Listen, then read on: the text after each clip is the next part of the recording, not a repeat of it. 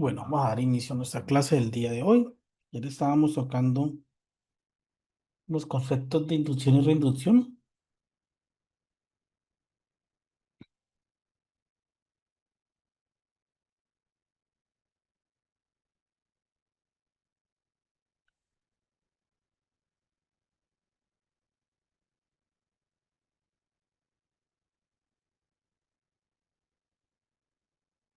Pues dame un minuto. Hoy haremos un pequeño examen tipo 3. Haremos un pequeño ejercicio de examen con el fin de pues evaluar el grado de información, el grado de conocimiento que hemos adquirido hasta el momento. Eh, Hay una situación importante aquí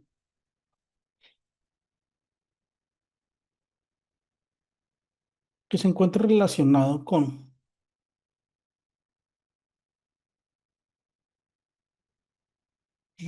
la inducción y la reinducción. En ese momento hay que tener claro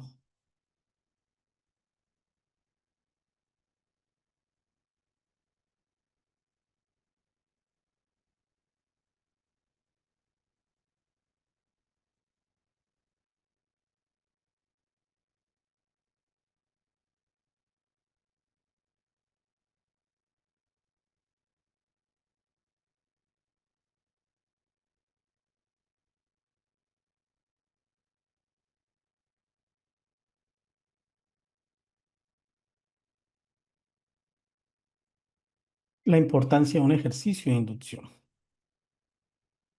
Bueno, buenas tardes a todos. Hacemos una semana en un rato. Entonces, me estábamos hablando del ejercicio. Ayer habíamos, dentro de nuestros puntos, para terminar, estábamos mirando un ejercicio en la inducción y la reinducción, ¿verdad? Sí, ahora al terminar la clase se los comparto, antes de terminar la clase. De hecho, el ejercicio de reinducción o inducción que ustedes han evaluado, que hemos evaluado, busca establecer o integrar realmente al nuevo colaborador. ¿Ok? ¿A dónde lo vamos a integrar ese nuevo colaborador? A la organización. ¿Para qué? Para promover valores, cultura, procesos. De hecho, una buena inducción busca la mejora en la adaptación de esta persona al cargo. Por ello, es importante entender, primero, que el ejercicio de inducción es obligatorio, que segundo, abarca todos los procesos, que tercero, busca generar una manera de apego y de generar valores por parte de ese colaborador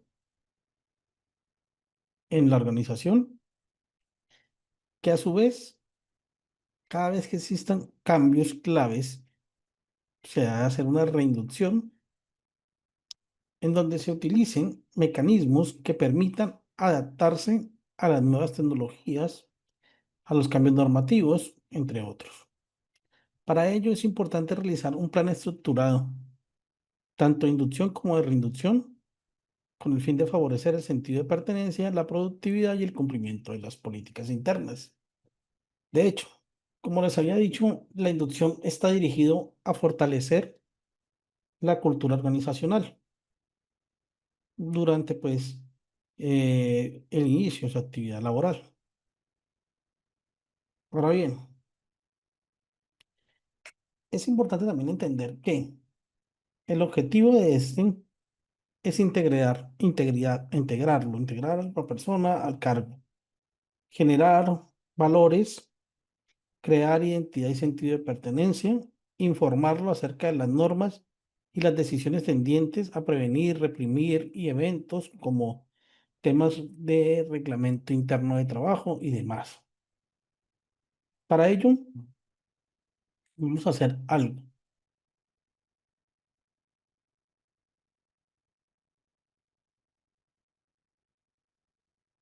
Déjenme les muestro algo.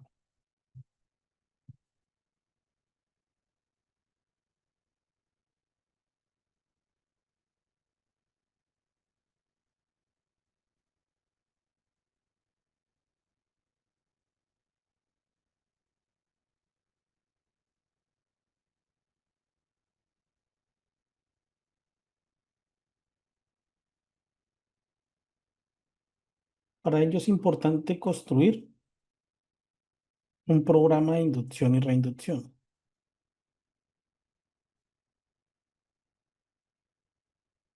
Déjenme, ya les voy a compartir.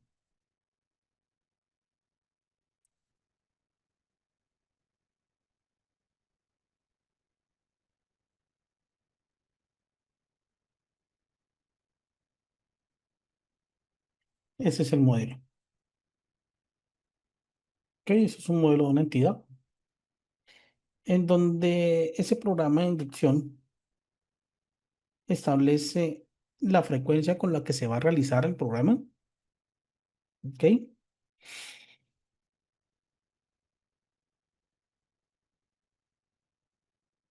Por ejemplo, ¿cómo lo van a hacer?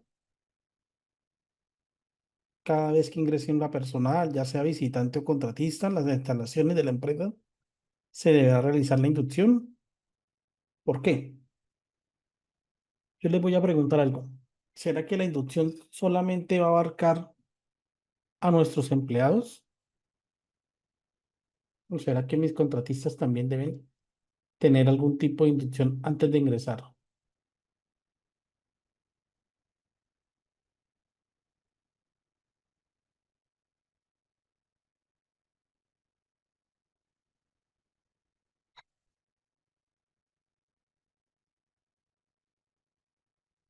También los contratistas, ¿cierto?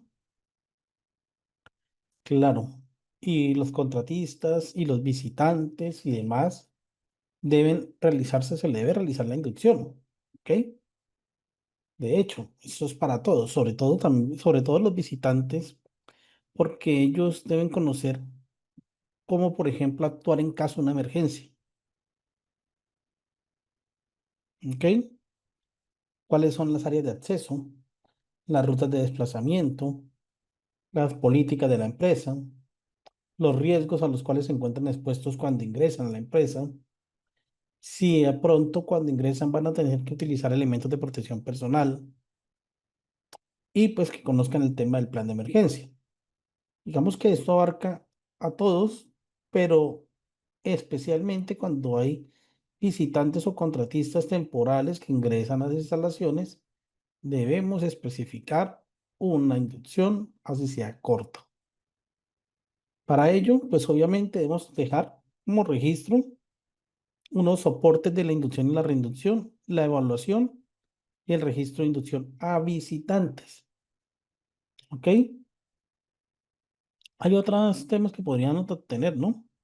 Como algunos conceptos que podrían darle inducción al personal nuevo, como temas de cultura organizacional, de la estructura organizacional, de las políticas de la entidad, de los COPAS, de los planes de emergencia, de los procedimientos aplicables, del manual del perfil del cargo, de los aspectos generales y legales en cuanto a materia de seguridad en el trabajo, el manejo del riesgo, el reglamento de higiene y seguridad industrial. Esto aplica para los nuevos empleados, el uso de elementos de protección personal, el programa de gestión de riesgos.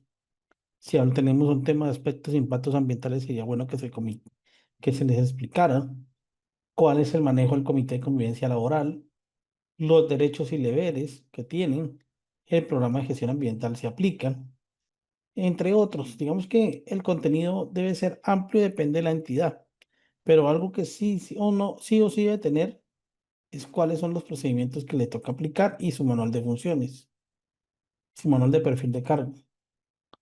Son como los mínimos que debemos aplicar. De hecho, la norma ha contemplado que, de acuerdo al decreto 1072, que tanto los temporales, los contratistas y los trabajadores directos deben realizarse la inducción.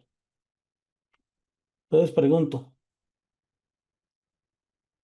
si ustedes contratan una persona para hacer el mantenimiento de las instalaciones, mentiras, la limpieza de las fachadas de la entidad, esa persona antes de ingresar debe tener o realizársele una inducción.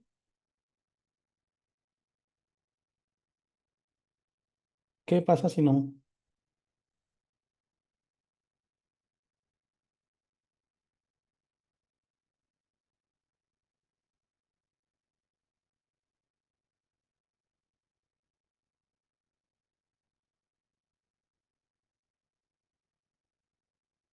¿Qué pasa si no?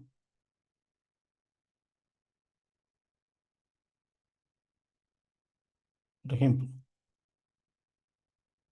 en ese caso, si la persona no se le da la inducción y sufre un accidente, ¿qué pasaría?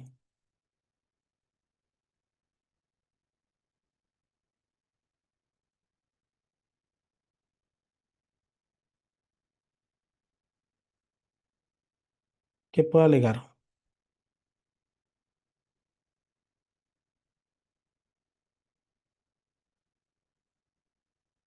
Que la entidad pues no asumió o no asumió su rol, ¿no? Entonces, sí es importante y eso aplica para todos. Eso aplica para todos. Realmente, yo no podría decir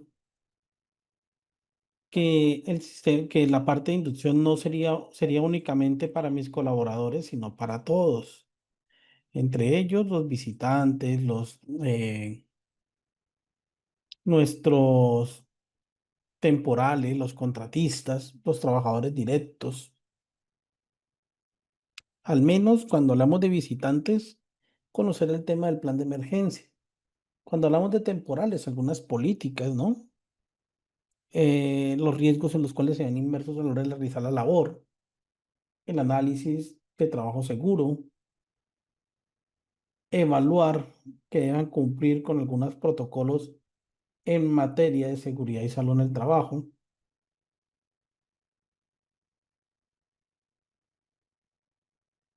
¿verdad?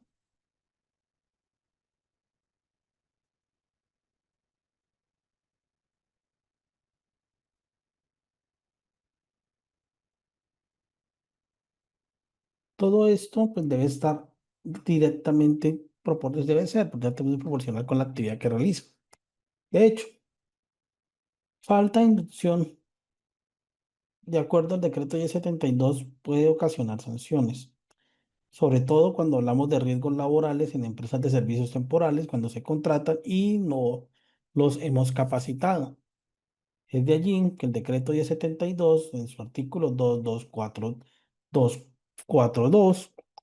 nos dicen que las empresas que utilicen servicios de empresas temporales deben incluir a estos trabajadores en misión dentro del sistema de gestión de seguridad y salud en el trabajo, para lo cual deberán suministrarles inducción completa e información permanente para la prevención de riesgos a que se ven expuestos dentro de la empresa usuaria.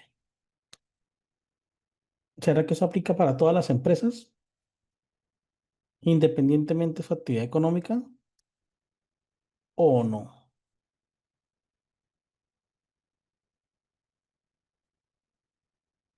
Independientemente de su tamaño o la cantidad de personas que estén, que tengan.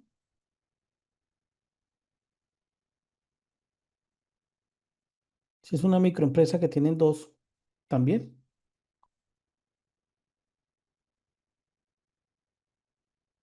Ok. Ahora le voy a hacer una pregunta.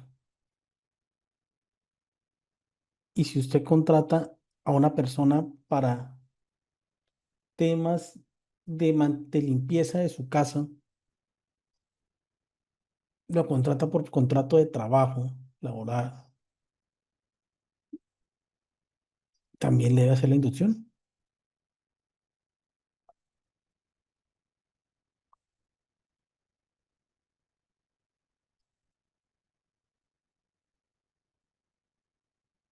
Debería, ¿cierto?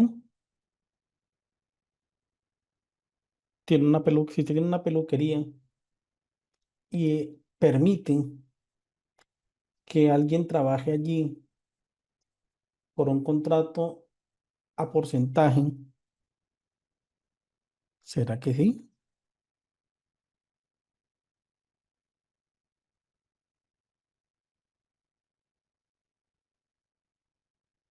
Claro.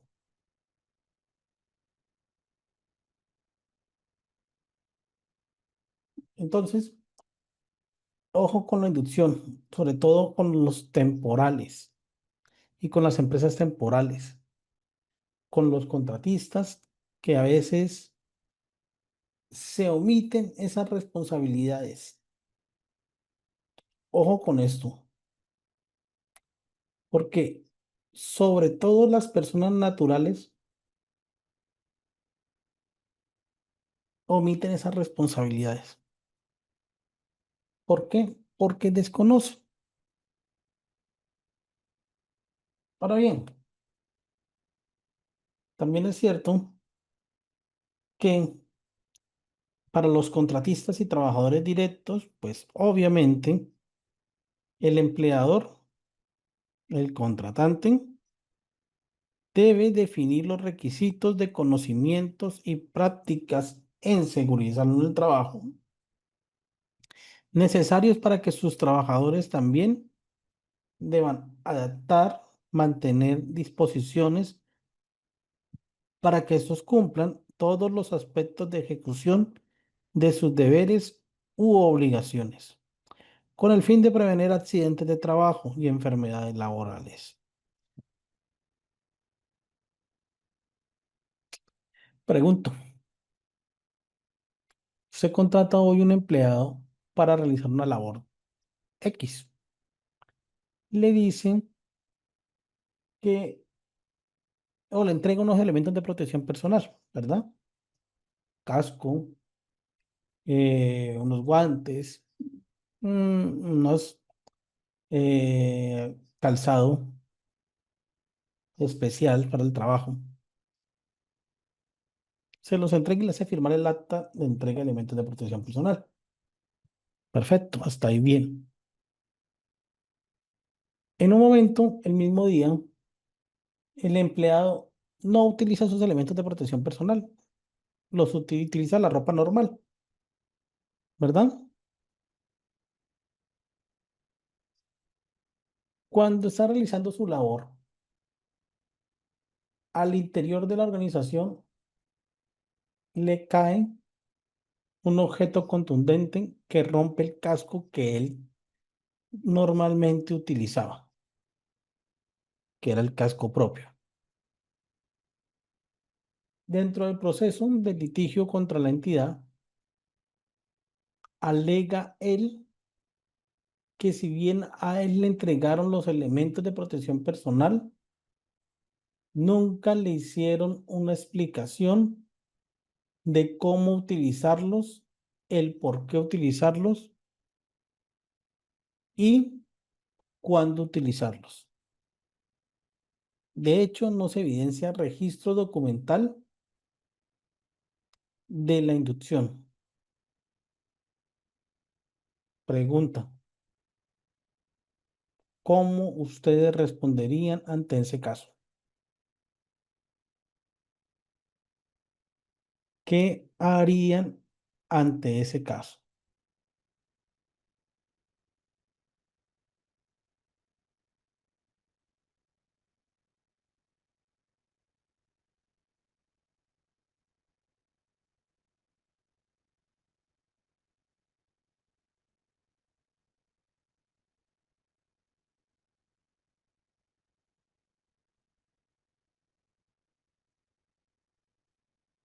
Sí, pero usted es el empleador y el empleado está luciendo que no le hicieron la capacitación, o sea, no le hicieron la inducción y de hecho no hay registro documental porque no se le hizo. Y está diciendo que por eso fue que no utilizó los elementos de protección personal porque desconocían que debería ser usado para esa actividad y que él usaba los de él porque consideraba que estaban más viejitos y que cuando terminaban, cuando se dañaran los de él, pues cambiaba por los nuevos. Pero resulta que los que él usó en su momento no eran certificados y pues obviamente no aguantaron el golpe del objeto contundente. Objeto contundente que le ocasionó una lesión que lo dejó en silla de ruedas, en ejemplo, ¿verdad? Y cuando inició el proceso laboral contra la institución para la indemnización, alegó que a él nunca se le dio la inducción ni capacitación frente a ese hecho. Usted como responsable de ese programa y jefe de talento humano, ¿cómo respondería? Tienen los micrófonos habilitados.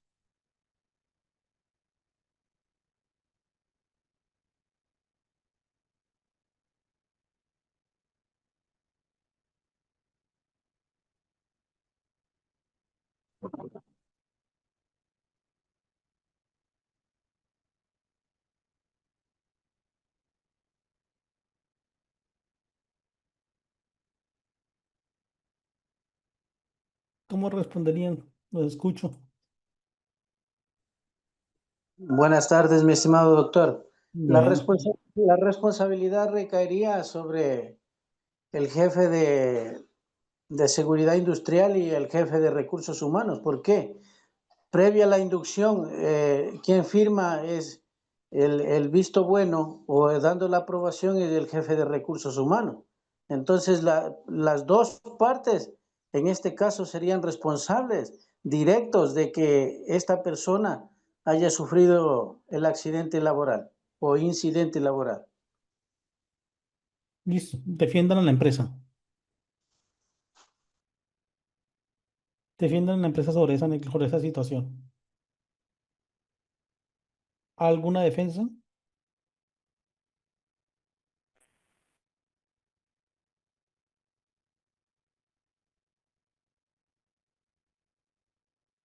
¿O es indefendible? Indefendible. No hay manera de cómo corroborar eso o cómo ayudarles porque la empresa sabía que tenía que hacer la inducción y no la hizo. Ya ahí toca es asumir las consecuencias y inmediatamente empezar un plan de mejora para evitar próximas sanciones porque no se haga eso.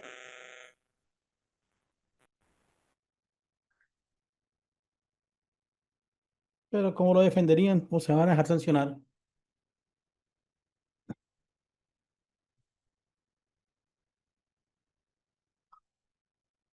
¿Cómo lo defenderían? ¿Cómo se defenderían?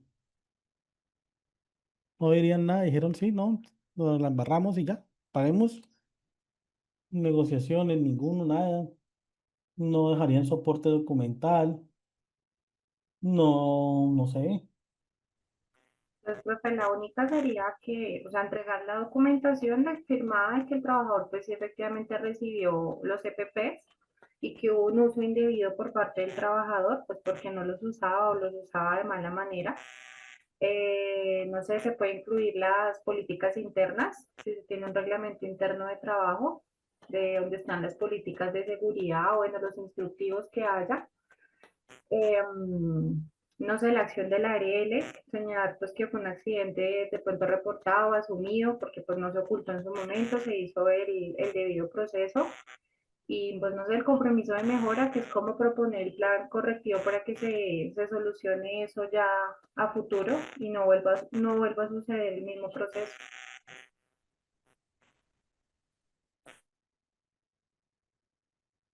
difícil, ¿cierto? Complicado, listo. Es muy complejo porque ese proceso ya está, digamos que normado.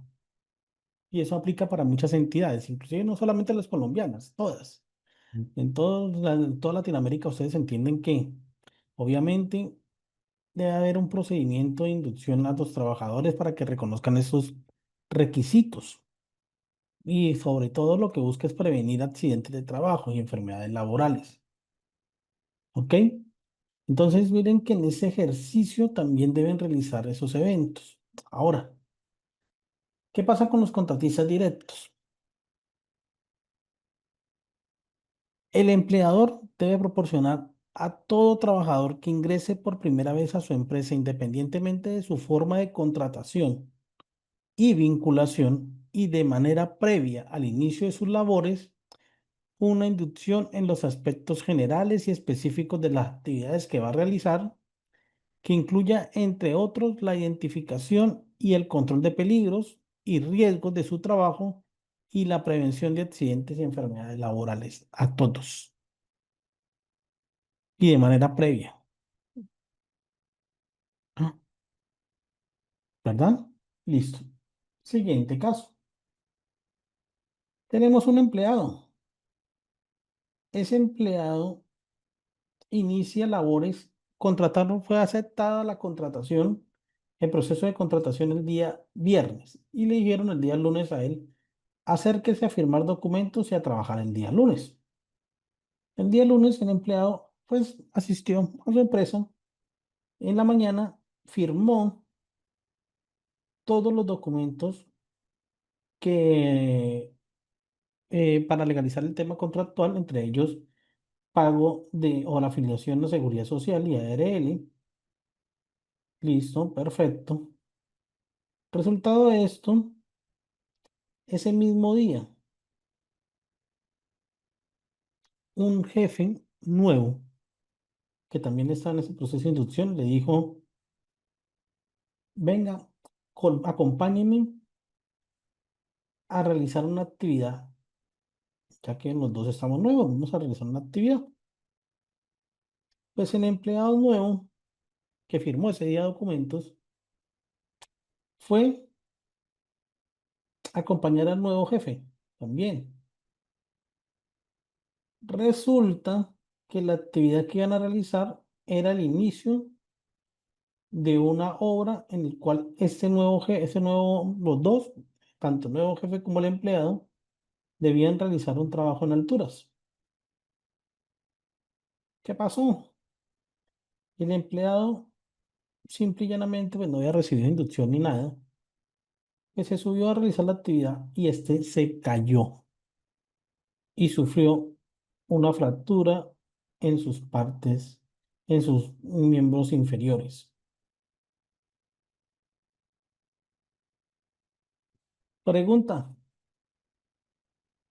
si bien es cierto pudo fallar el proceso de inducción, en esos casos, ¿quién entraría a responder?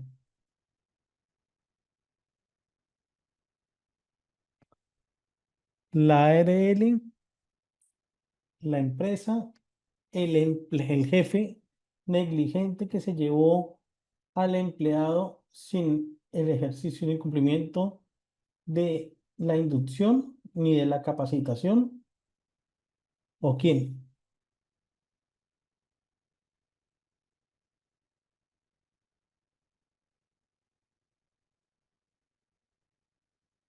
Bueno, resulta que también el jefe aluce que él como era nuevo también, a él nunca le hicieron inducción y por lo tanto no sabía las funciones que tenía que hacer. Y desconocía que al empleado se le daba una inducción y una capacitación porque se supone que él ya tenía experiencia. Él dice eso. Y cuando van a mirar, pues realmente no había registro de que ese jefe y el empleado tenían o se le había hecho la inducción. Mm, Hay que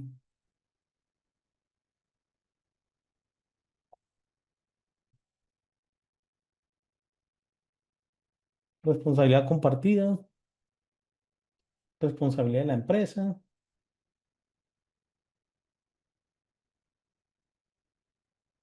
No porque el jefe como tal, ni el jefe ni el empleado le hicieron la inducción y él no sabía tampoco. Él dijo, y no manifestó ignorancia frente al tema.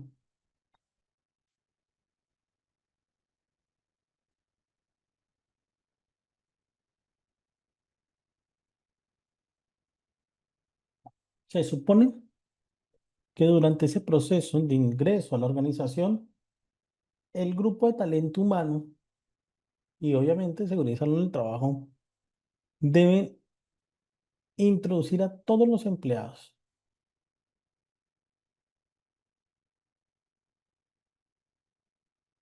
en un proceso de inducción y eso incluye los nuevos jefes. ¿Ok? En ese caso, había una falta de control. ¿Por qué? Porque es que el empleador, el trabajador, debió proporcionar al trabajador, a los dos, esa capacitación previa a sus labores, que es la inducción, frente a los conocimientos que debía aplicar. Y pues obviamente con una falta de control también porque cómo permitieron que ese supuesto nuevo jefe de nuevo cargo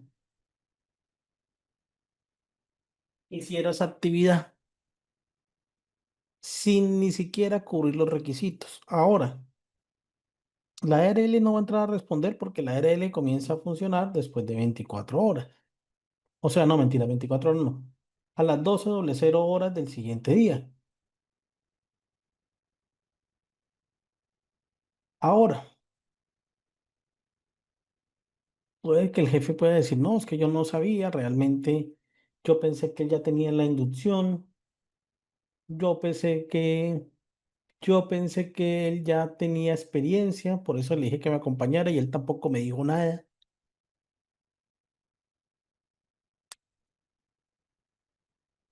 ¿Ven la importancia de ese procedimiento y lo que nos puede ayudar a evitar tanto inconveniente?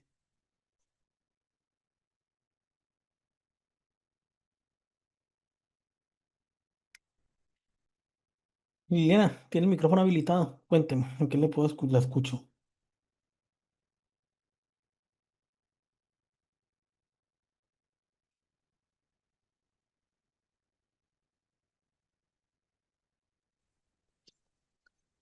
Disculpe, doctor, ninguna de las excusas serían viables por parte del empleador, ya que Ninguna, sí. sí, no le veo, porque, por ejemplo, el empleador, hasta para deslindar cualquier tipo de responsabilidad, así la persona diga que está capacitado, el empleador debe llenarle la ficha técnica y fírmeme aquí de que usted recibió la inducción o hacerle una prueba. A ver, señor, demuéstreme que usted está capacitado para el cargo que lo vamos a poner a desempeñar. De lo contrario, lamentablemente, no puede el señor simplemente decir, yo estoy capacitado y vaya, realice el trabajo. ¿Qué tal si es digamos, para el tema eléctrico? Va y se queda pegado en los cables y enseguida la repercusión es para la empresa, más no para el trabajador en este caso, porque el trabajador ya está muerto. Ese sería No. Sí, sí. mi comentario, doctor. Mira, acá nos dice Lucía, bien, y esa me parece bien pertinente. Independientemente de haber o no inducción, la empresa será responsable de una u otra manera. El colaborador, aunque tenga una carta de responsabilidad con la empresa, para ayudar a evitar o disminuir accidentes o enfermedades de trabajo, aún así sucede un percance, es porque hay un área de oportunidad al momento de dar la inducción. El compromiso, el colaborador, sí. Lo que pasa es que, claro, obviamente los riesgos en temas laborales no van a, digamos que a verse afectados, no, no se van a disminuir o no se van a, digamos que a eliminar por tal, como por haber hecho la inducción. Lo que pasa es que lo que más agrava aquí es que la persona en ese momento no estaba bajo la cobertura de la ARL, ¿ok? Y el jefe pues simplemente omitió, desconocía que esa persona era nueva y demás, y que apenas firmó contrato y se lo llevó a hacer una actividad que no podía. Entonces, la entidad obviamente tiene una responsabilidad, claro, en la gestión de sus riesgos, pero el tema se torna más complejo porque ya debe responsabilizarse tanto por indemnizaciones, prestaciones, inclusive por situaciones pensionales para ese empleado por esa falla. Por eso es que Disculpe, doctor, yo laboré por más de 25 años para una empresa como jefe de seguridad. En cierta ocasión ingresó un señor como técnico en electricidad de la empresa. Aparte de eso, ya contrataron un ingeniero técnico en seguridad industrial. El señor me le había dicho en cierta ocasión a los vigilantes, vea, deme bajando un breaker porque se subió, o coja la canilla, perdón, me acuerdo cómo se llama esa caña larga, y deme subiendo la canilla del cable de alta tensión. Le digo, lo siento, usted no se ponga a hacer trabajo para el que a usted no me lo han capacitado. Aquí el que está capacitado es el señor, así que dígale que de donde esté, venga y haga el trabajo que para eso le están pagando a él. Usted no meta allí porque si usted sale lesionado, lamentablemente le vamos a poner que usted metió las manos a donde usted no se lo ha capacitado. Después el señor al otro día en realidad sí armó un escándalo, por último fue hasta la gerencia, fue a recursos humanos, le digo, indíqueme el documento que me los han capacitado los vigilantes para que ellos vayan a meter las manos en una área donde no están capacitados. Me dio la razón el gerente, le llamó la atención y la próxima vez dijo, usted se me moviliza de donde usted esté porque la persona capacitada es usted, señor. Aquí no tenemos que los guardias ocupan otro cargo, más no electricidad y mucho peor, cables de alta tensión. Eso es mi Claro, doctor. por eso es importante que, listo, se hace el programa que ya lo miramos, el programa de inducción, dejar el registro del trabajador. ¿Ok? Listo, contrato de trabajo, ya tiene la copia de la afiliación, los beneficiarios, conceptos sobre tema de estructura organizacional, entregarle la copia del reglamento interno de trabajo, evaluar los temas específicos y dejar el registro de que realmente sí se le dejó esa inducción a esa persona con respectiva firma del trabajador. Este documento es importante y debería ser lo primero que se hace en una organización al momento de iniciar. Sobre todo porque recuerden que el tema de seguridad social, en especial ARL, comienza a regir al siguiente día a las doble cero horas. Quiere decir que si no se ha hecho de manera adecuada, es probable que si se saque a ese empleado a realizar las labores, como vimos en el caso, es que suframos un evento o que suframos o que tengamos algún tipo de responsabilidad. Es importante también tener en cuenta que el empleador siempre debe mantener disponibles y debidamente actualizados, entre otros, los documentos en relación al sistema, como el cumplimiento del programa de capacitación anual. Aquí se debe incluir la inducción y la reinducción para los trabajadores dependientes, cooperados, emisión y demás. Hay que dejar el registro. O sea, tenemos que tener el programa, tenemos que dejar el registro de que se hizo la inducción y se hizo la reinducción a todos. Cuando se hicieron cambios en el proceso de capacitación anual deben incluirse. Si usted ingresa nuevo, debe tener la capacitación en sistemas de inducción. Esto con el fin de evitar que se materialice un accidente. O bueno, de evitar de que materialice un accidente, no. De informar sobre los riesgos a los cuales usted se ve inmerso al ingresar. ¿Ok? El conjunto debe conocer esas amenazas, exposiciones de riesgo, sí. Entonces, miren que se torna como una herramienta importante porque nos busca generar que esa persona se adapte mejor al cargo. ¿Ok? De hecho, ¿cómo estructurar unos buenos procesos de inducción?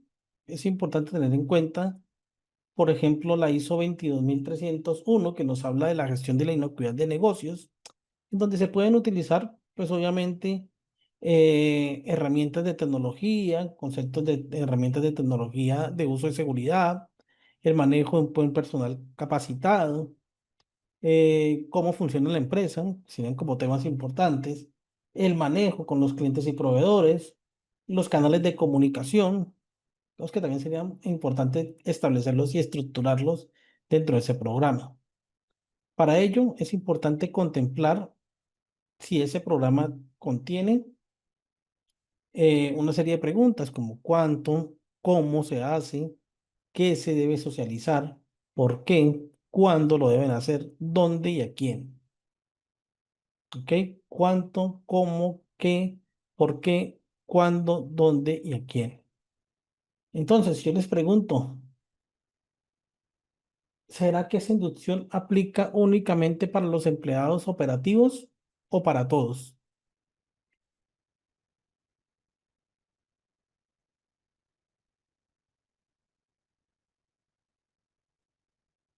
Todos, ¿sí o no? Todos.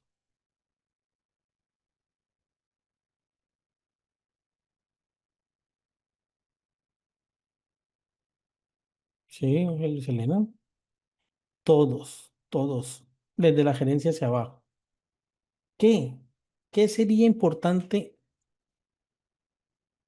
¿Qué temas serían importantes tocar aquí? Aparte de los temas de los riesgos laborales y demás.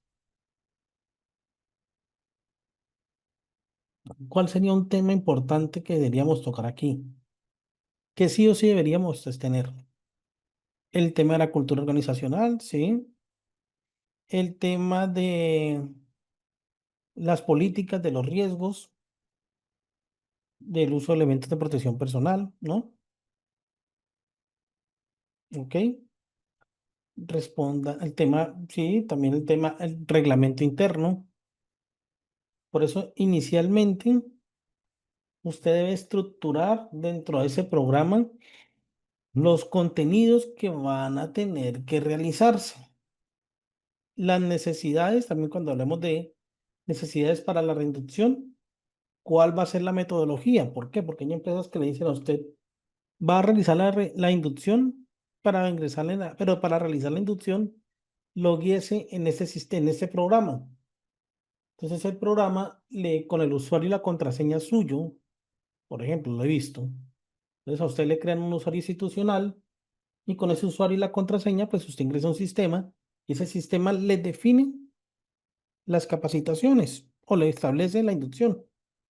Ahora, es importante tener en cuenta que la inducción debe hacerse de manera general a la organización, se debe realizar a las áreas y a los grupos de trabajo cada vez que pues, se requieran, se debe realizar reinducción, claro, cuando existe un cambio, se debe evaluar que siempre se haya hecho la inducción y que se hayan tocado cada uno de los contenidos vistos en el temario para una mejora continua. De hecho, deberíamos plantear e utilizar tecnologías de la información para mejorar estos procesos. Ahora, algunos tips. Primero, ser creativos. Ser creativos.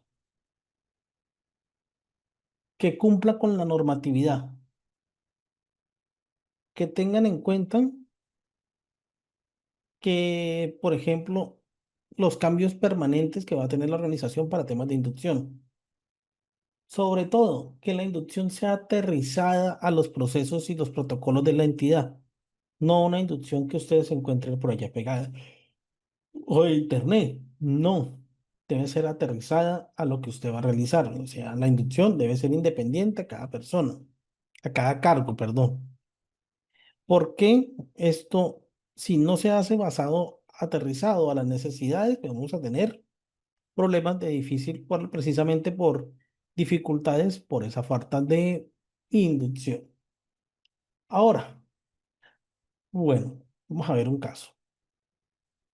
Este caso lo vimos, creo que lo vimos con otro grupo, pero fue un caso de un joven que precisamente por falta de inducción en su momento perdió un brazo. Yo les voy a verlo otra vez, pero la pregunta mía va a ser la siguiente y espero me la respondan. ¿Qué pasaría si usted fuera el dueño de esa empresa y le tuviera que manifestar a la familia que ese colaborador suyo perdió una extremidad por no haber cumplido con un proceso? ¿Cómo usted enfrentaría a la familia y miraría al hijo de esa persona para informar sobre este punto?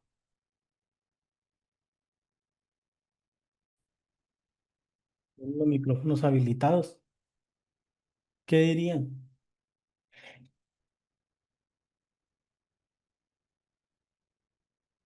sobre este caso?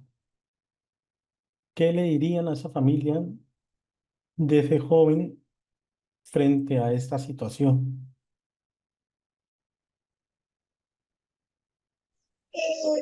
Buenas tardes. Hola, buenas tardes. De pronto entré un poquito tarde a la clase, pero teniendo en cuenta el video y lo que usted estaba diciendo, que qué se podría hacer, hay algo que me pregunto en estos casos de estos accidentes de empresas.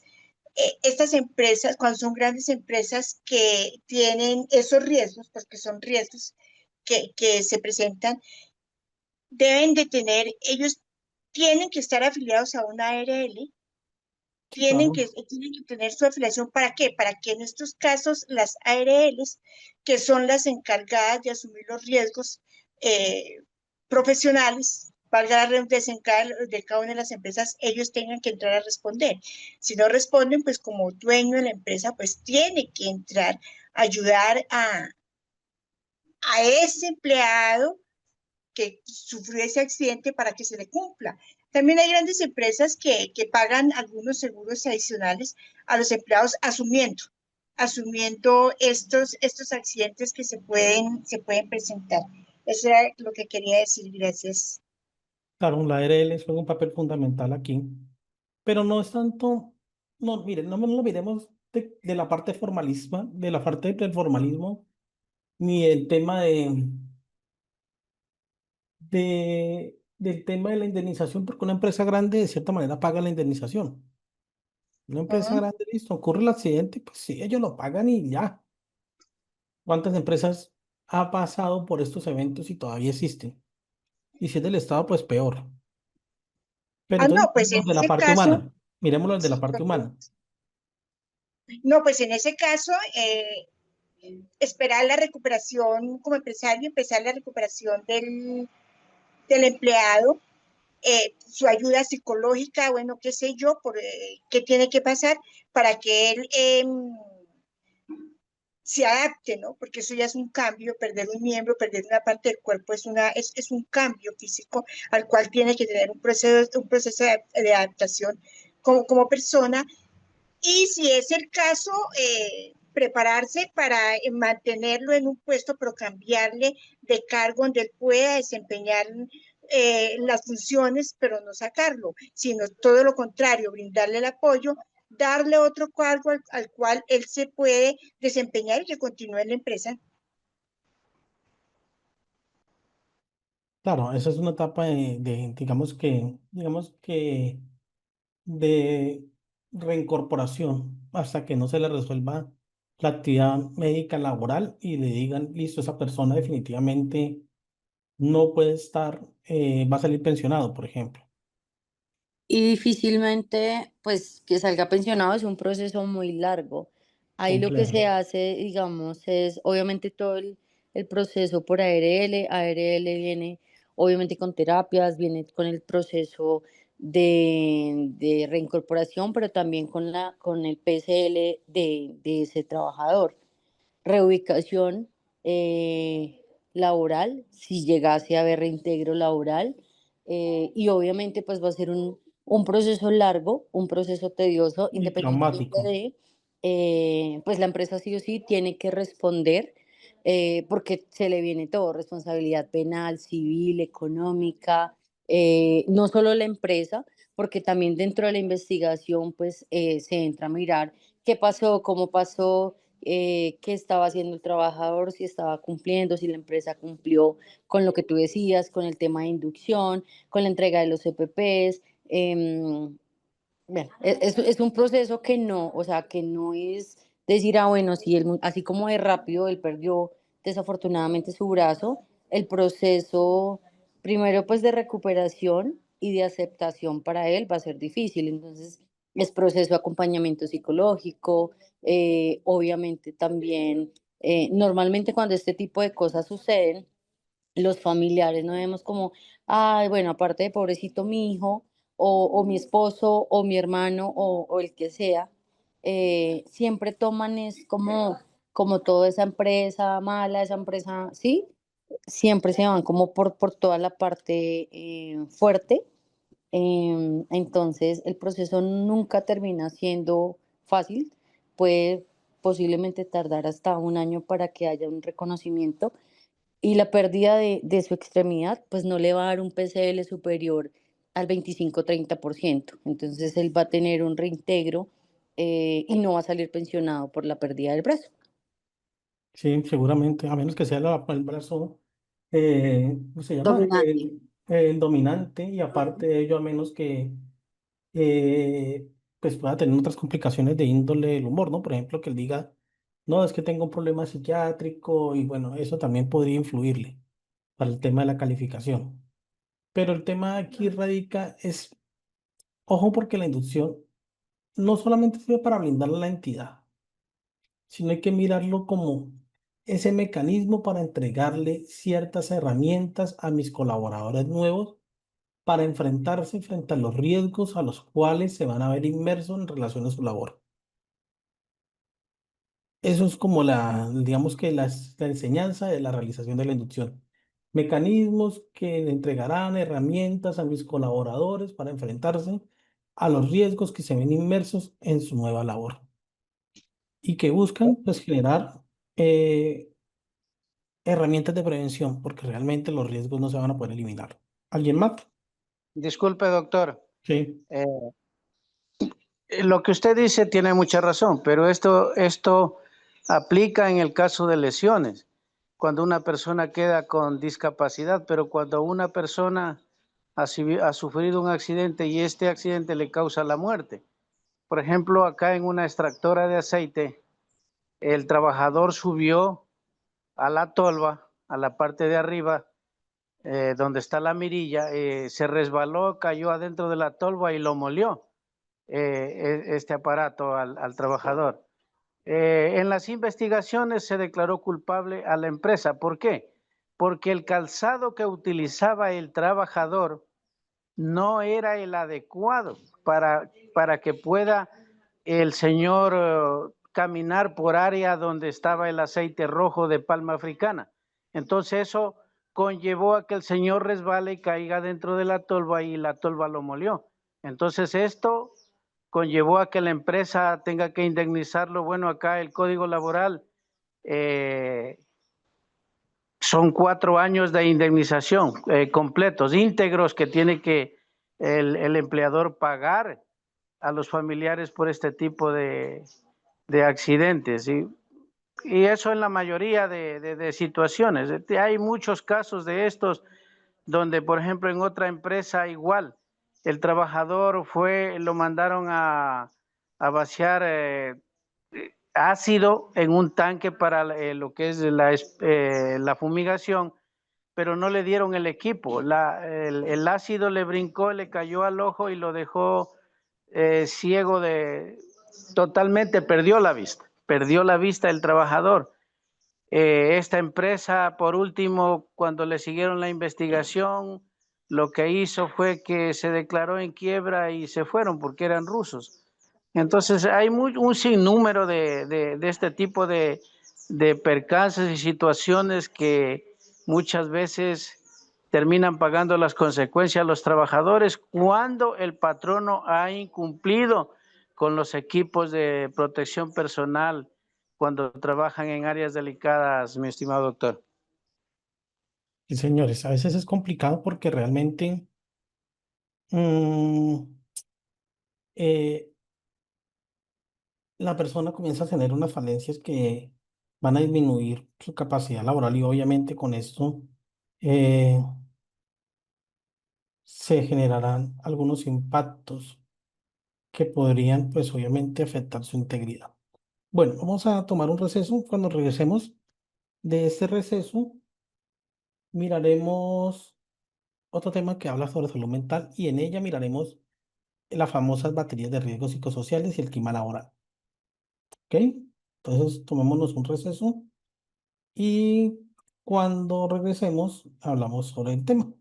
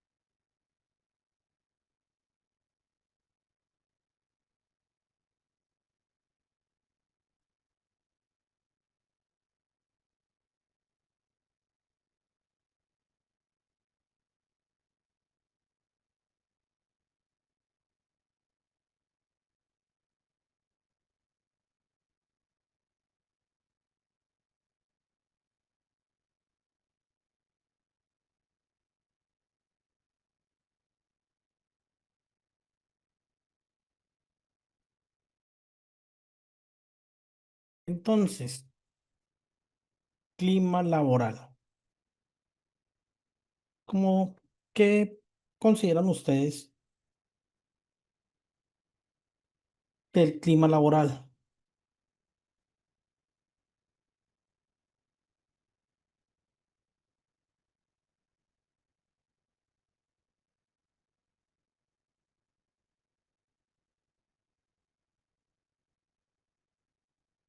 Para ustedes, ¿qué es el clima laboral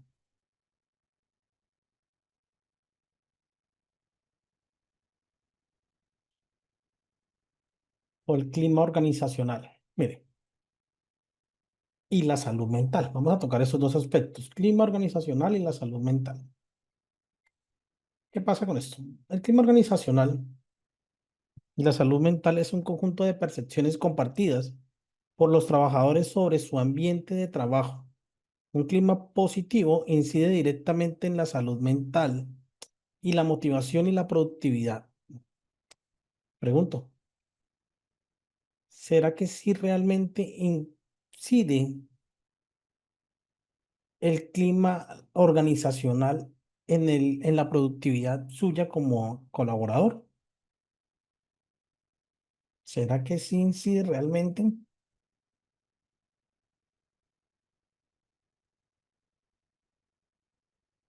¿O será que me falta algo?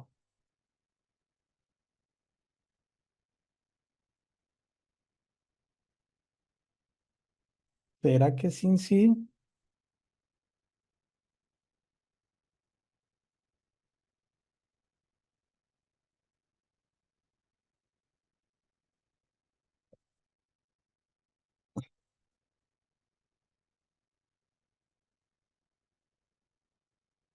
Claro, seguramente, ¿cierto? La percepción de la persona, del colaborador y demás, pues obviamente hacen que esto genere una incidencia.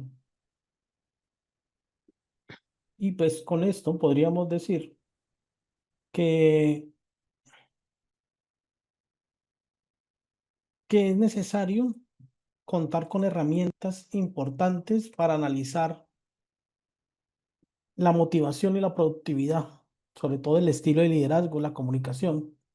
De hecho, en Colombia, a través de la resolución 2764 del 2022, se estableció la obligación de evaluar los factores de riesgo psicosocial en las empresas para promover un clima saludable. Implica, pues obviamente, implementar acciones preventivas y correctivas que favorezcan el equilibrio emocional y la calidad de vida laboral. Una gestión efectiva del clima organizacional pues reduce el ausentismo y el estrés laboral y mejora los resultados. Por ello, es que en Colombia todas las organizaciones, a partir de dicha resolución, deben implementar, deben implementar las famosas baterías de riesgo psicosocial. ¿Alguien las ha escuchado? ¿Saben qué son las baterías de riesgo psicosocial? ¿O para qué sirven?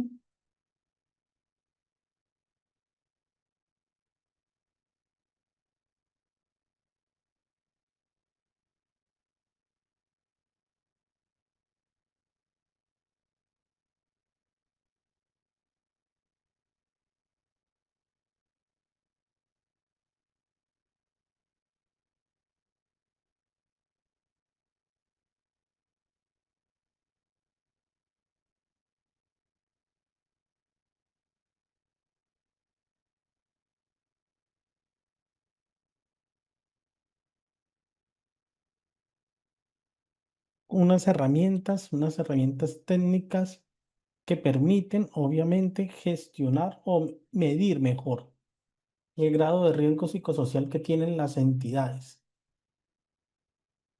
Eso es lo que se establece aquí. Se mide el grado de riesgo psicosocial que tienen pues, las entidades a través de unas herramientas que van a permitir, obviamente, esa evaluación. Entonces, ¿qué pasa? Todas las empresas a partir del año 2022 en Colombia deben implementar o hacer seguimiento a ese riesgo psicosocial, independientemente del tamaño de la organización. Independientemente del tamaño lo deben hacer. independientemente del ejercicio de la actividad, deben implementarlo y deben realizar esa evaluación, ¿ok? Para medir el clima organizacional y reducir el ausentismo. Ahora bien, dicha metodología establece, o dicha batería de riesgos psicosociales establece o adopta una batería de instrumentos para la evaluación de factores de riesgo psicosocial.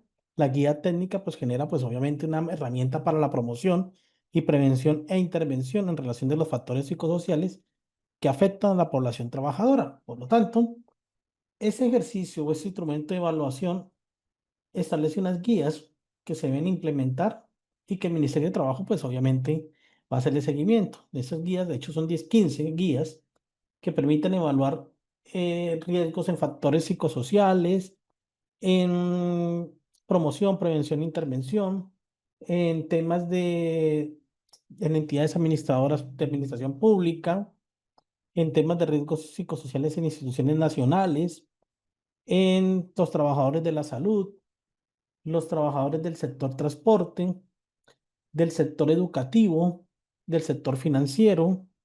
También nos habla sobre la protección o los protocolos de prevención frente al acoso laboral, los del síndrome del agotamiento laboral. Nos habla sobre el entorno laboral y los protocolos que se deben realizar. Nos habla sobre los casos en relación al entorno laboral.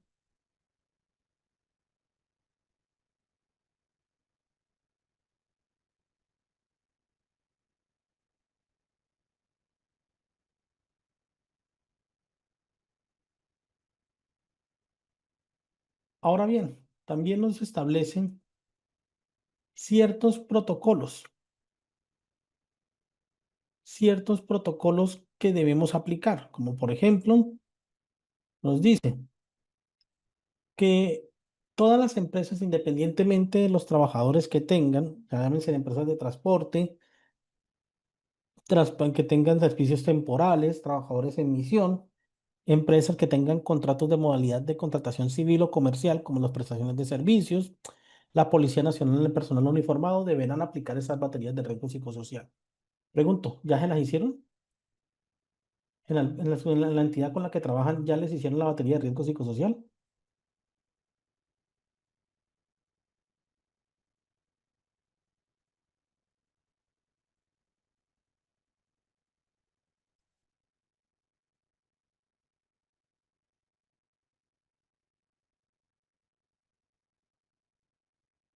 ¿O no? ¿Ya las trabajaron? ¿Ya lo hicieron? ¿Ya lo implementaron?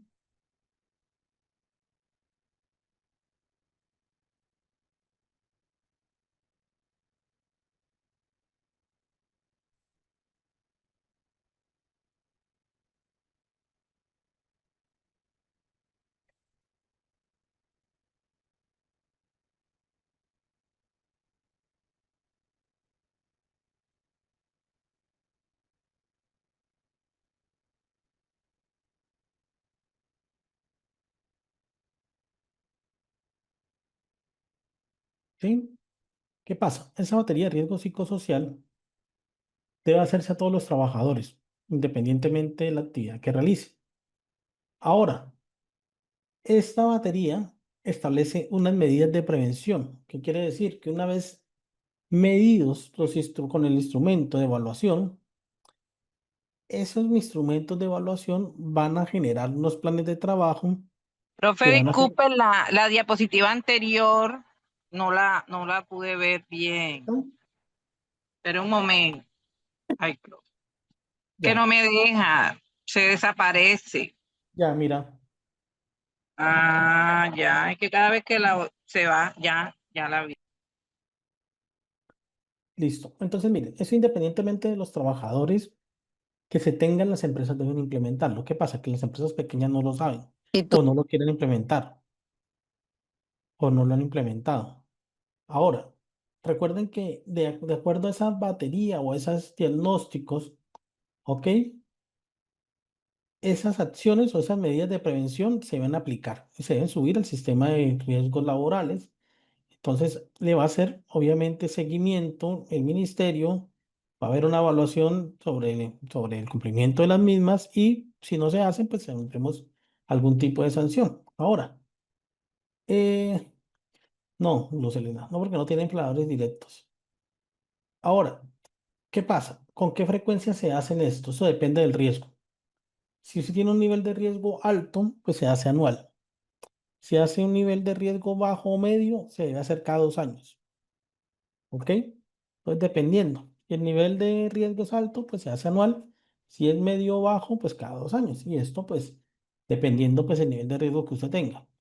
¿Cómo se mide? Pues primero hay que entender que es importante señalar, primero, que se calcula el nivel de riesgo de acuerdo al promedio del puntaje de todos los colaboradores, tanto en los cargos técnicos como profesionales y todos los cargos. Se hace una medición a través de las encuestas y de acuerdo a esa batería, pues se calcula el nivel de riesgo de la entidad y de acuerdo si el nivel de riesgo resulta alto, pues se hará de manera anual. Si resulta medio, se hará de manera cada 2 años. ¿Qué pasa? Estas baterías, como les estaba diciendo, son instrumentos para la evaluación de los factores de riesgo psicosocial y está compuesta con unos cuestionarios que evalúan, por ejemplo, el estrés, el riesgo psicosocial extralaboral, intralaboral, el riesgo psicosocial en las partes sociodemográficas y ocupacionales. Sí, a todos. Esto no discrimina, estas baterías de riesgos psicosociales no discrimina si ingresa nuevo o demás, no, la idea es que sea a todos. Pues cada vez que se vaya a hacer el ejercicio, ¿no? Si va a hacerse cada 2 años, pues que se haga todo el personal que está en ese momento. Estos cuestionarios, como les estaba diciendo, evalúan el riesgo intralaboral, evalúan el riesgo extralaboral y establecen la evaluación del estrés.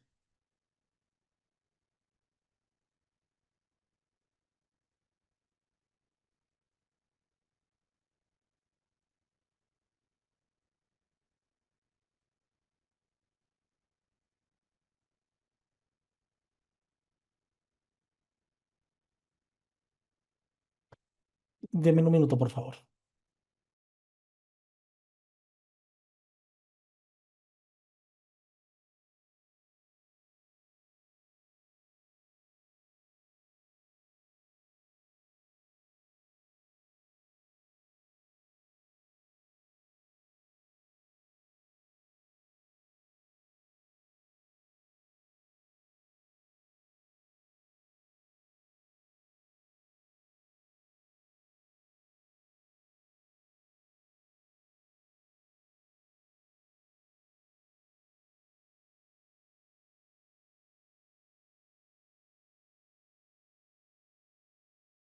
Entonces, de acuerdo al nivel de estrés, digo, ¿no? A nivel de la parte laboral, las condiciones, la evaluación y después, de acuerdo a ese ejercicio y a los ejercicios ocupacionales, la idea es que se tenga un buen desarrollo de ese ejercicio. De hecho, esta guía de riesgo psicosocial establece, se hace a través de, por ejemplo, entrevistas semiestructuradas, pues de acuerdo pues a cada factor de riesgo psicosocial, entrevistas a grupos focales.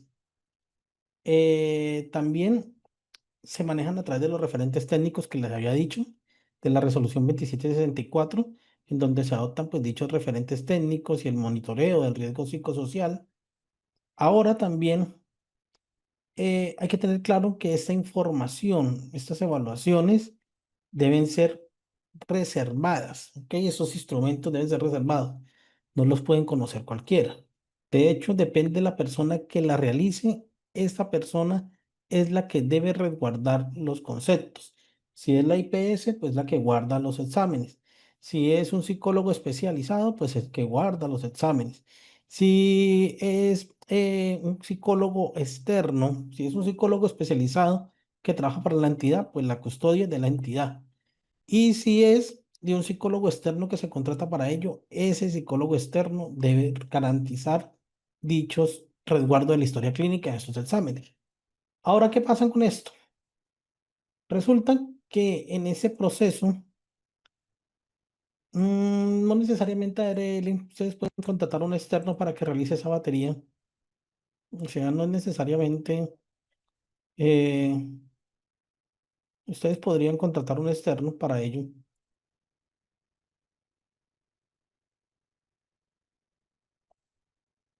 Entonces, mm, podríamos decir que el externo podría ser el que realice esa labor. ¿Qué pasa en ese proceso de lo que dice la norma? Primero, se va a identificar el riesgo, se va a evaluar, se va a prevenir y se va a intervenir y se va a monitorear. De acuerdo a las encuestas o las entrevistas que se realicen, se realiza la identificación del riesgo, la evaluación, la prevención y el monitoreo de ese riesgo psicosocial.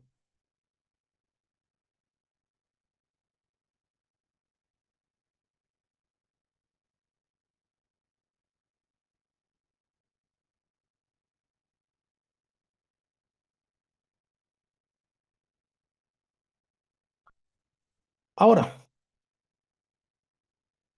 teniendo en cuenta esto, es importante entender que se van a tener que plantear estrategias para intervenir y mitigar este riesgo psicosocial, ¿ok? Porque puede existir un riesgo psicosocial multicausal y debe ser intervenido y ser priorizado. Ahora, comunicar a los colaboradores los objetos y conectar las actividades con el programa psicosocial.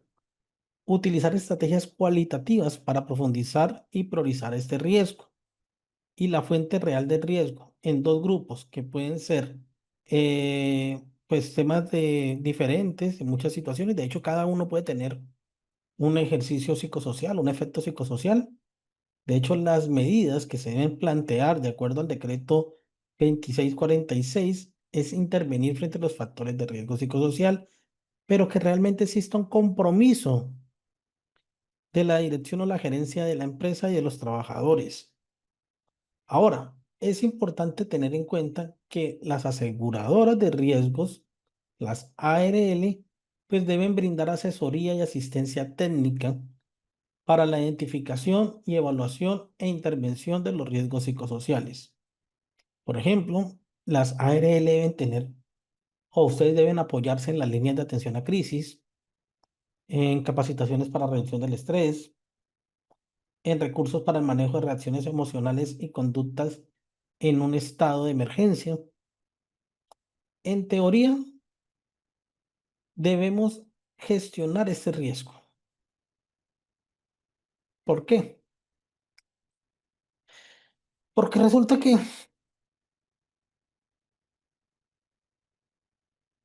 aunque estemos en Colombia, hay ciertos eventos en donde la ansiedad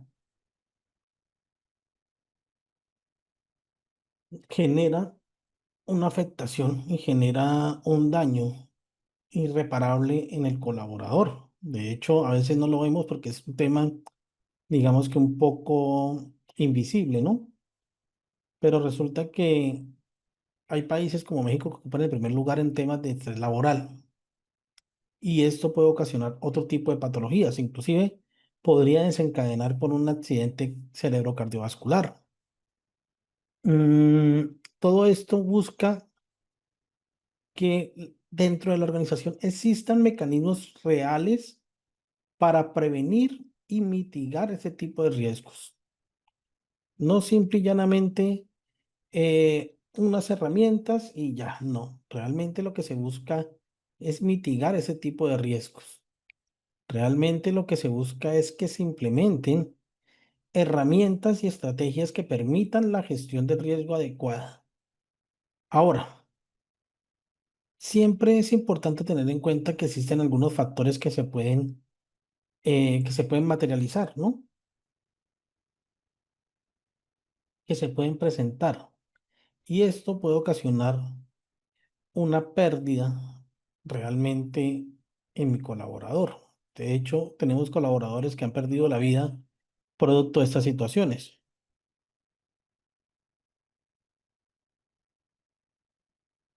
De hecho, miremos un caso frente a ello.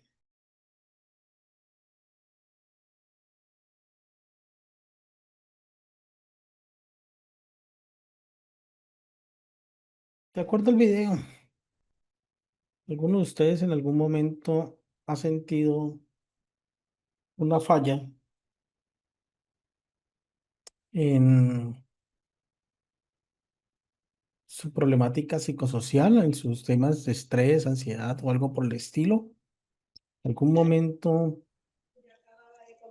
han sentido como esa falta de acompañamiento y de compromiso por parte de la entidad frente a estos casos? Doctor, buenas tardes. En lo personal, sí, mi estimado doctor. Inclusive por ese mismo motivo tomé la decisión de renunciar a mi trabajo después de más de 20 años. No soportaba la carga de estrés. Todo lo que sucedía, tenía que estar yo al frente dando una solución. Entonces llegó ese motivo que me miré en un espejo y dije, si no te retiras, te mueres. Y me terminé retirando. Puse la renuncia, fui donde el gerente y le dije, hasta aquí llegué. Me dijo, no, no te vayas. Acompáñame unos mesecitos más. Lo acompañé 6 meses más y tomé la decisión de renunciar después de 26 años de trabajo. Eso es mi doctor. ¿Alguien más?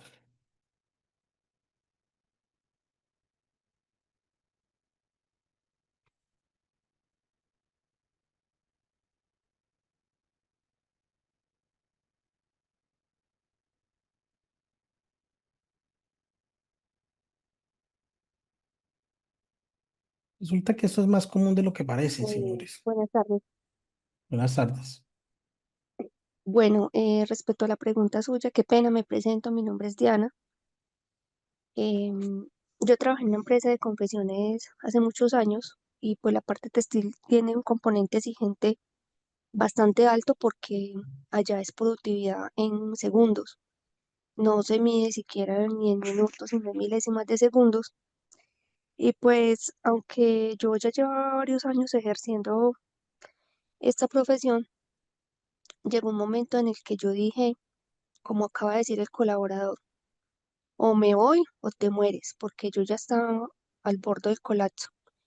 En esa empresa yo ingresé como operaria y fui escalando hasta terminar como jefe de línea, pero pues la exigencia demasiada, sobrecarga laboral, desmotivación, cosas injustas que se hacían que yo dentro de mi desconocimiento dije, no, pues esto son cosas que se hacen así en la empresa porque pues sus políticas así lo indican, ¿cierto? Dentro de mi desconocimiento. Y entré en un momento de angustia y depresión tan horrible que un día yo dije, o estudio otra cosa o me voy a hacer algo otra cosa porque no aguanto más. Y entre esas me puse a buscar y resulta que en esa semana a la empresa habían ido de la ARL una chica a hacer una actividad, creo que fue una fisioterapeuta, fue a hacernos unos ejercicios y me sentí conectada con lo que ella hizo. O sea, yo dije, esto es un trabajo que a mí me gustaría hacer, estar más haciendo la parte social, la parte de riesgos y eso, que estar acá matando a la gente a trabajo, porque pues yo siendo jefe de línea a mí me ponían unas metas de producción muy altas. Entonces, como yo era la jefe, yo tenía que ponerme a la vanguardia para sacar esa producción en el día, en un tiempo récord, con poquita gente, o sea, una cosa desmedida. Y efectivamente empecé a buscar para estudiar lo que fue seguridad en el trabajo y empecé por un técnico porque no me daba para hacer la carrera profesional. Entonces, donde iba a entrar a hacer la profesional, necesitaba todo un sábado y la empresa no me daba el permiso. Entonces empecé con un técnico, me formé como técnico, pero antes de terminar el técnico yo me salí de la empresa, o sea, no fui capaz de más. El estrés me pudo, la fatiga, la desmotivación, el cansancio y tuve que enfrentarme a otras situaciones, de buscar otras alternativas para sobrevivir mientras me graduaba el técnico, me gradué del técnico y empecé a trabajar. Y tiempo después de estar trabajando en el técnico, empecé a hacer la carrera profesional y va a ser 8 días me gradué de profesional en seguridad en el trabajo. Entonces también pues digamos que parte de toda esta situación tan difícil hubo algo bueno porque me forzó o me forjó, me forzó a llevarme a hacer otra cosa, que algo que me encanta ahorita, que me apasiona, que me siento muy identificada y que quiero seguir creciendo día a día en este campo tan bonito de la seguridad en el trabajo. Miren que estos conceptos de los riesgos psicosociales son el pan de cada día. De hecho, miren que ustedes podrían darse cuenta que el riesgo, al ser, digamos que invisible, mm, no, no permite una evaluación constante. De hecho, muchas personas creen que es mentiras, que es un escenario totalmente aislado, que no afecta, pero tenemos, hay evidencia realmente de que muchos colaboradores no soportan la carga y terminan tomando decisiones inadecuadas. Por eso es que las entidades deben tener un compromiso real, las empresas deben tener ese compromiso real que permitan generar acciones para mitigar estos riesgos. ¿Por qué? Porque si tenemos unas baterías, se evalúa el riesgo psicosocial, perfecto, pero resulta que siguen exigiéndonos varias actividades como mecanismos para hacer nuestras acciones. Entonces resulta que continúan día a día estableciendo más labores, muchas más actividades, nos ponen a realizar varios trabajos al mismo tiempo, inclusive en algunos casos nos exigen actividades fuera de nuestra jornada laboral. Y pues esto obviamente genera una mayor afectación. Es por ello que el ministerio ha definido o ha establecido desde el decreto 1295 el 94 que en el caso de que se incumplan con los parámetros de las baterías y del riesgo psicosocial y la resolución, establecer multas hasta de 500 salarios mínimos mensuales legales vigentes por parte a las entidades si no cumplen con este ejercicio. Tendrían, obviamente, un cierre de la empresa hasta 120 días o de 120 días en adelante, puede ser definitivo. Eh, Obviamente también se podría ver inmersa la entidad pues en ausentismo, en bajas voluntarias, en bajas de productividad, etcétera. De hecho, este clima laboral en conjunto, o mejor, el clima organizacional en conjunto, debe basarse en las percepciones globales que el individuo tiene frente a la organización. ¿Qué pasa cuando ustedes ven una entidad en donde día a día o semana a semana solicitan personal? ¿Será que está desbordado? ¿Puede tener un tema de riesgo psicosocial desbordado? Pues mira que la empresa de la que yo te hablé hace poco, esa empresa, desde hace 15 años que yo que empecé a laborar allá y trabajé 8 años, va a ser 8 años me salí, la empresa siempre mantiene un aviso de que necesitan operarios todo el tiempo. Y pues en lo que me he dado cuenta es que en vez de mejorar empeoran porque ellos lo que hicieron fue adaptar unos métodos chinos que se dicen que el Yamasumi, que bueno, una cantidad de cosas que lo que han hecho es estresar más las personas porque una persona pasó de hacer una operación a hacer 5 o 6 en un entorno cerrado que tiene una silla giratoria, o sea, es una cosa caótica. Entonces, no, de verdad que el estrés va en alza, la empresa ha, ha disminuido por ahí un 70%, la cantidad de personas que quedan es muy poca ya, al igual que los almacenes, pero la verdad es que muchas personas optaron por salirse porque de verdad que el estrés era insoportable. Y eso ocurre en muchas entidades. Mire que también entidades del Estado. Ustedes vieron ayer el caso del fiscal que colapsó en una jornada laboral, en una audiencia debido a la sobrecarga laboral que tenía. No, no lo vimos, pero sí nos gustaría que nos contara. Pues estaba en una audiencia el fiscal y él no se aguantó la presión del trabajo y se puso a llorar y terminó colapsado e internado. Mm, qué triste. suele pasar, a veces suele pasar. O sea, mire que a veces las entidades no miran esas, digamos que esas particularidades dentro del ejercicio y hacen que colapse,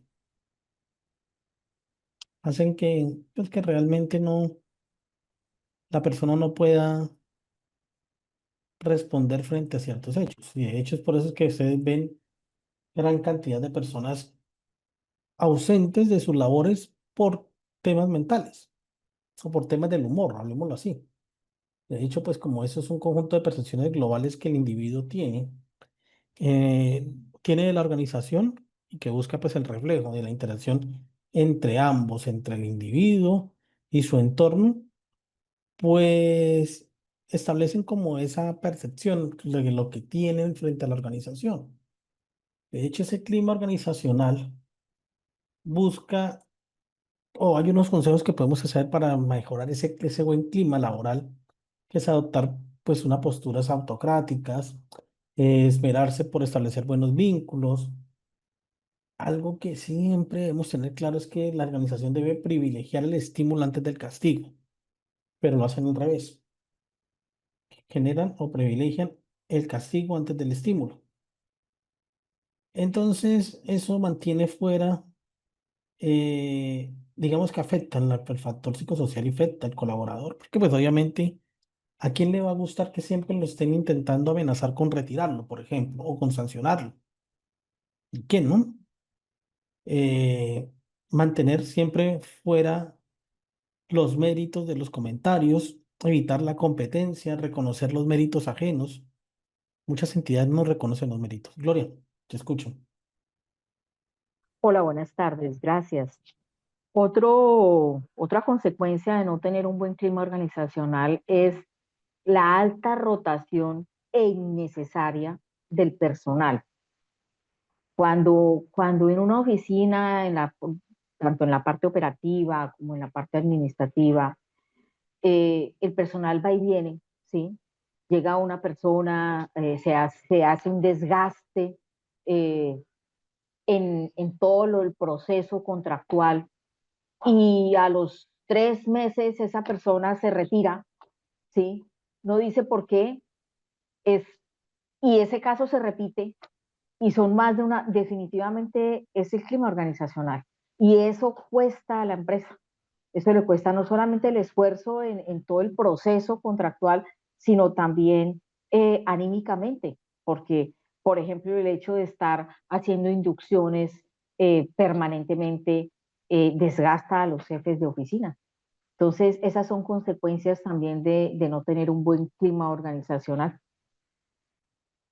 Claro, de hecho, eso es parte del liderazgo. Si el liderazgo no es fuerte y no maneja ese tipo de situaciones,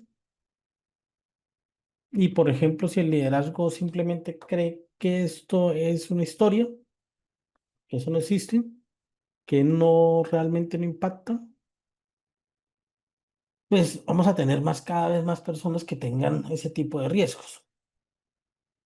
De hecho, es importante tener en cuenta que algunos tips para generar un buen clima en la organización es eso, reconocer los méritos, fomentar la cooperación, evitar la competencia, eh, que el tema de las autoridades, los responsables del clima organizacional de la empresa, entiendan que el personal es el mayor activo de la compañía,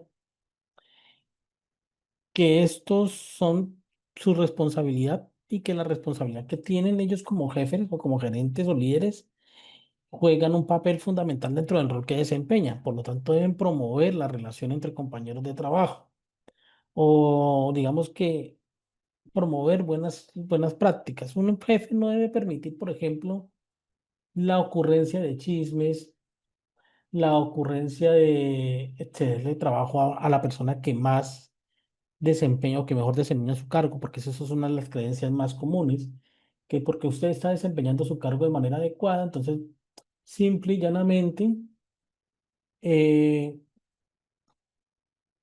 deberíamos dejarle más actividad laboral. Pues miren que aquí lo que se debe buscar es promover un equilibrio una buena relación de trabajo, una coexistencia entre todos, un equilibrio entre la actividad laboral y en la productividad. Que si no se logra esto a través de el buen clima laboral y las directrices de los líderes, difícilmente se logra un impacto real. Por ello, es importante tener en cuenta que el clima laboral tiene una influencia, claro, ya que el clima organizacional negativo repercute directamente en los objetivos de la empresa. Si las empresas no tienen un clima laboral adecuado, pues van a tener situaciones de afectación a sus objetivos y van a ser empresas mediocres. De hecho, es por eso que existe la fuga de talentos. Entonces, que muchas personas cuando están en una empresa que es tóxica, digámoslo así, que genera ese impacto, pues simple y llanamente buscan cambiar, digamos que, o a un ambiente más sano.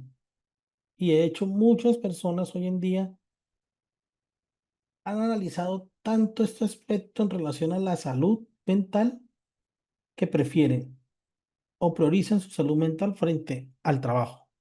Y por eso se van. Y eso es un tema que las organizaciones deben entender. ¿Qué pasa? Que las entidades a veces desconocen esto y simple o lo conocen, pero no lo quieren aplicar o entender.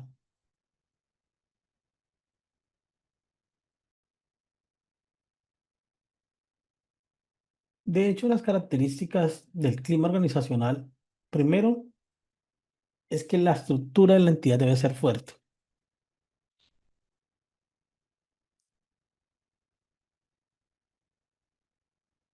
¿Ok? La estructura de la organización debe ser fuerte. La percepción que tienen los miembros de la organización con las cantidades, acerca de la cantidad de reglas y procedimientos, trámites o limitaciones, pues también afecta el clima. ¿Por qué? ¿Qué pasa cuando existen trámites burocráticos excesivos dentro de la organización o procedimientos y demás que limitan su actividad? Esa estructura también de cierta manera genera una afectación. Esa estructura de cierta manera genera esa afectación. ¿Por qué? Porque usted cree o considera que simple y llanamente no puede tomar decisiones, que existen una cantidad de actividades excesivas que no permiten que usted cumpla con sus actividades, he hecho muchísimo trabajo, y eso es también las estructuras de las organizaciones las que pueden fomentar un deterioro en el clima organizacional. De hecho, también hablamos de la responsabilidad, que es otro de los, digamos que las aristas acá, que básicamente es el sentimiento de los o de los miembros de la organización acerca de su autonomía. Pregunto, ¿en su organización usted puede tomar decisiones o debe consultársela directamente al jefe y el jefe debe consultársela a otro jefe para que se puedan hacer las actividades? ¿O usted tiene realmente esa autonomía, pero una autonomía real de tomar decisiones? Cuando no existe este tipo de situaciones, cuando existe una supervisión excesiva, estrecha, es decir, un sentimiento de que usted no puede tomar ninguna decisión, que todo tiene que consultarlo, que todo tiene que hacer un doble chequeo, que para enviar un informe tiene que pasar por el visto bueno de 10 personas, pues eso también afecta su clima laboral. ¿Por qué? Porque pierden de una manera u otra el nivel de responsabilidad que tiene la organización. Ahora, es importante tener otro aspecto en cuenta, como es la recompensa. ¿Qué pasa cuando usted hace una labor y lo más adecuado es que la recompensa que reciba es ni siquiera un gracias? Cuando usted como miembro, eh, sobre la adecuación de la recompensa recibida por el trabajo, pues bien hecho, pues en la medida que lo está haciendo, simplemente no es ni siquiera un gracias, ni un motivo, ni una motivación, nada, y solamente se utiliza más el premio o se utiliza más el castigo sobre el premio. Esto afecta. Si usted en teoría debería ser más premiado que castigado, pero es al contrario, ¿o no? En teoría debería ser así. Otro desafío, otro tema también es cuando nos enfrentamos con una empresa que no nos genera desafíos, que simplemente es una actividad monótona, una actividad pues que siempre se mantiene lo mismo, y si usted no puede cambiar, no puede crecer, no hay unos objetivos, simplemente lo ve como un trabajo del día a día. ¿Les ha pasado?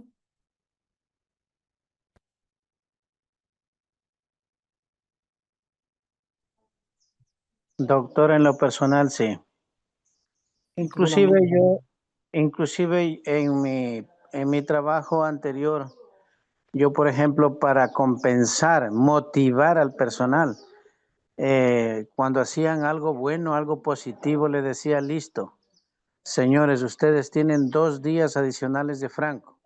Salga, se toma 2 días. Ustedes, este grupo, a todo el grupo. Les iba dando 2 días por semana. Esa era la forma de compensarlos. Entonces, de esa manera, ¿yo qué hago? Yo los incentivaba a que ellos hagan de mucha mejor manera su trabajo.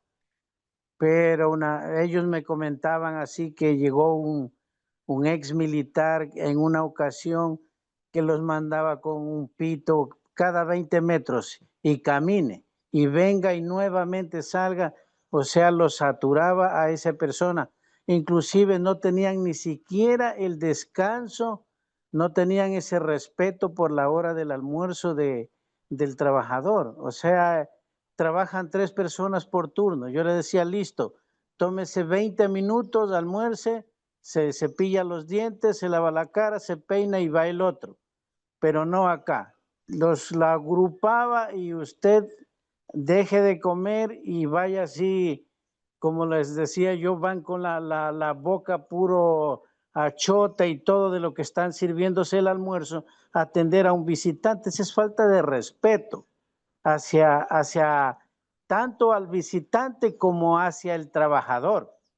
Entonces, eso es algo que yo no compartía. Yo cambié todo eso y bueno, como le comenté hace un rato, doctor, llegó tanto el estrés que no compartía porque llegó inclusive una gerente de recursos humanos que ella por todo que era llamados de atención, llamados de atención, llamados de atención al personal, porque yo me interponía, ¿cuál es el motivo que le van a llamar o multarlo? Y quería que yo le firme, listo, yo no comparto, yo no le firmo. Múltelo si usted quiere, pero después se expondrá si el trabajador presenta una queja y reclama a través del Ministerio de Trabajo que le devuelvan el sueldo por la parte de vengada de su sueldo. Eso es mi estimado doctor. Claro, miren que a veces las entidades no lo miran, las entidades no lo miran de esa manera y pues eso afecta la organización. De hecho, pues ese tipo de sanciones o de simplemente ese capricho de querer sancionar, pues genera pues un tema de clima laboral maluco. Inclusive ustedes van a darse cuenta que no van a poder interactuar bien. Por ello, hay otro tema aquí que también hay que tener en cuenta, son las relaciones, que es básicamente la percepción que tienen los miembros de la empresa acerca de las existencias de un ambiente de trabajo grato y unas buenas relaciones. Ahí van a encontrar situaciones como estas. Vamos a ver.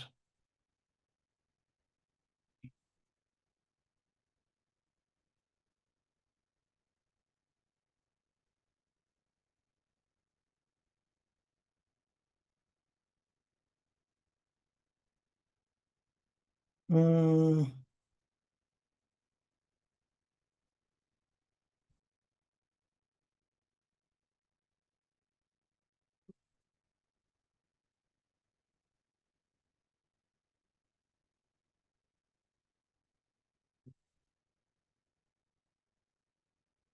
¿Ustedes en algún momento han percibido que cuando llegan a la oficina el jefe se siente ese ambiente tenso porque piensan que siempre lo van a regañar?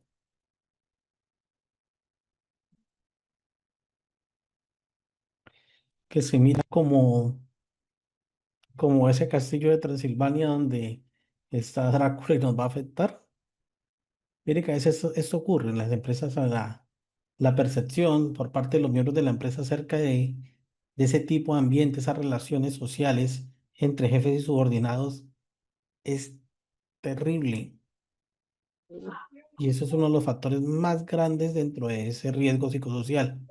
Ese miedo que se tiene al poder hablar con el jefe, que esos canales de comunicación que no pues, nos permiten realmente un cumplimiento real.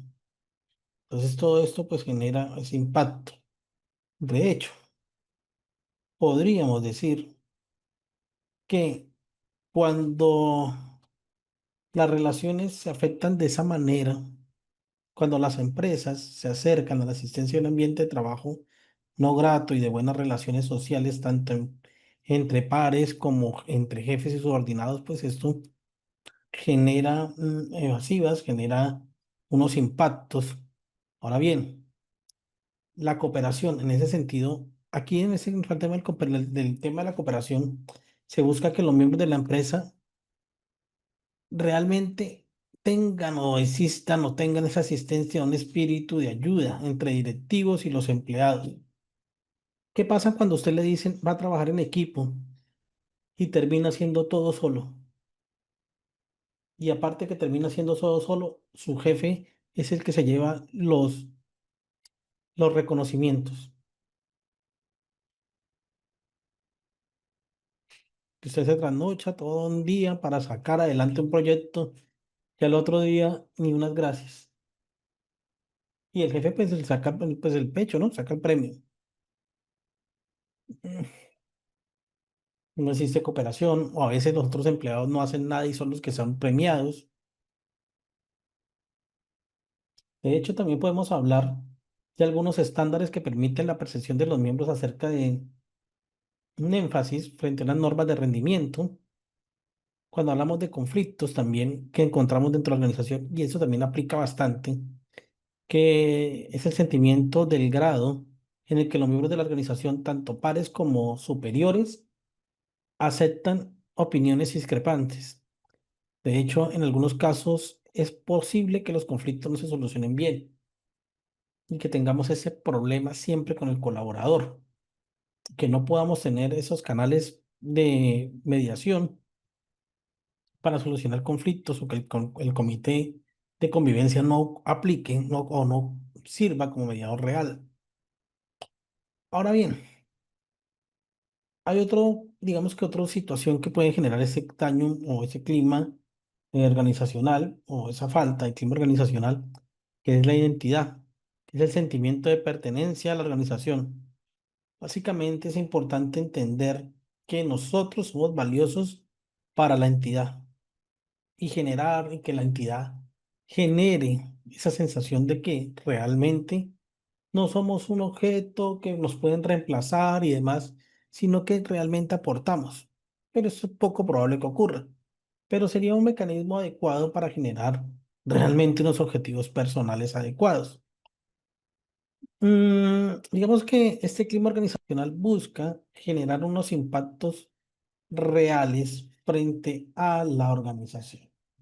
Bueno, vamos a hacer algo. Mañana vamos a mirar la evaluación del desempeño.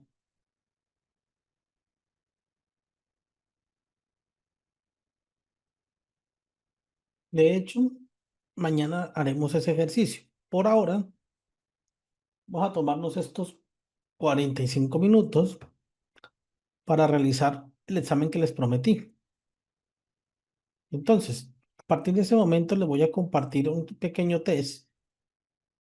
Si quieren tomarse los 45 minutos o el resto de la clase para realizarlo, está bien.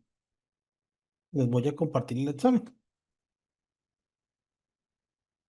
Ya se los acabo de compartir.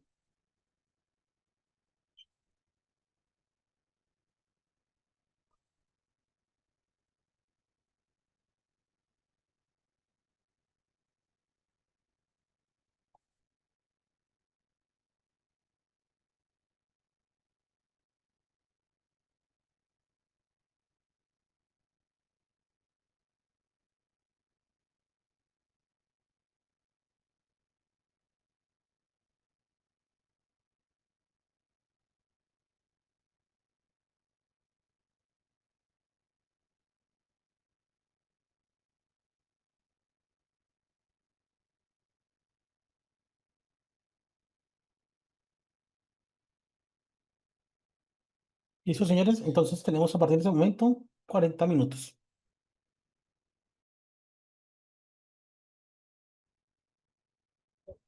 ¿Terminaron? ¿Cuál fue el resultado? Vamos a ver. Tenemos 45 respuestas hasta el momento. Eh, pues las teorías también, ¿no? Digamos que la gestión del talento humano se limita a procesos administrativos. No, pues esta respuesta es falsa. La selección por competencia se considera solo la formación académica. No. La inducción es obligatoria para todos los trabajadores, incluyendo los contratistas. Lo acabamos de ver, ¿cierto? La cultura del autocuidado busca reducir accidentes laborales. Pues claro. La evaluación del desempeño, esto sí mañana. Falso. Digamos que de promoción y despido, sí. La gestión del talento humano busca alinear competencias con objetivos institucionales, sí. El objetivo de la selección por competencias es garantizar el encaje cultural y alto desempeño. ¿Cuál es la competencia laboral crítica? La creatividad. Eso lo miramos también. Instrumentos que permiten medir el estrés laboral, la batería. Lo vimos hoy, ¿no? El método para valorar el desempeño, técnicas de escala gráfica, eso lo vamos a ver mañana. ¿Y cuál es el objetivo de la reinducción? Reorientar a los integrantes. En teoría estaba fácil. Parece que, pues, hay unos que sacaron, solamente uno sacó 6, el resto les fue relativamente bien. Pero en temas que tocamos, nos faltó un solo punto. Espero que les haya gustado la clase del día de hoy. Mañana miraremos la evaluación del desempeño, pero en esa evaluación del desempeño miraremos la normatividad frente a cómo o qué nos puede ocurrir con una falla en la evaluación del desempeño. Es una de las técnicas que miraremos mañana. Les deseo un resto de feliz tarde. ¿Dónde sale el examen? Ya se los comparto nuevamente. Ya se los comparto nuevamente para los que faltan. Listo, señores, que estén muy bien. Feliz resto de tarde.